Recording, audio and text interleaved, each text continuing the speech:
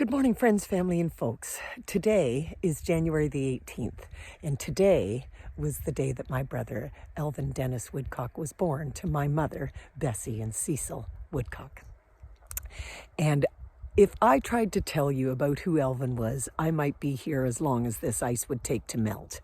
He just had a story every time you saw him. But Elvin was a good-looking, charming, well-versed in the steps of dance, taught by my mother, kind of man who could make more money than Carter has liver pills, and hardworking, could lay a brick, I guess, as good as a person can lay one, level and all that stuff, and as fast and all that stuff.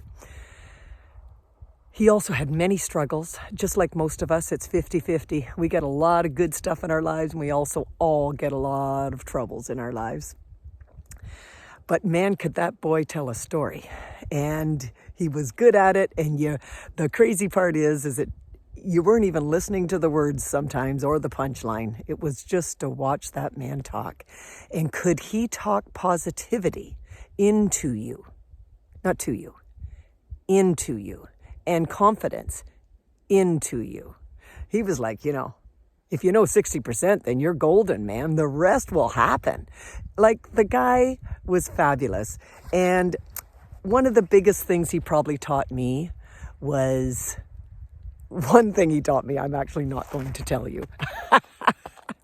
But everybody who knows Elvin knows what that was. But he was a good bread maker, and he made bread the way my mama made bread. And my mama was gone, so he taught me how to make bread. And when I went to his place to learn how to bake bread, he said, there's only 2 rules about bread, Susie. And he said, number 1, you got to give some away. And number 2, there's no such thing as bad bread. And the bread of life is what he was teaching me about. You got to give some of it away, and there's no such thing as a bad life. So there is goodness, and goodness never is lost. And although we've said goodbye to Elvin's body, we have certainly not said goodbye to his life's work, his heart, his spirit, and his children. And so in that way, we say no good is lost.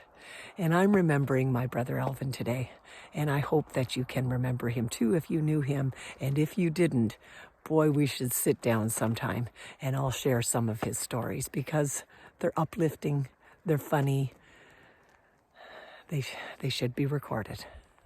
Okay, thank you, friends. January 18th, special day. Enjoy.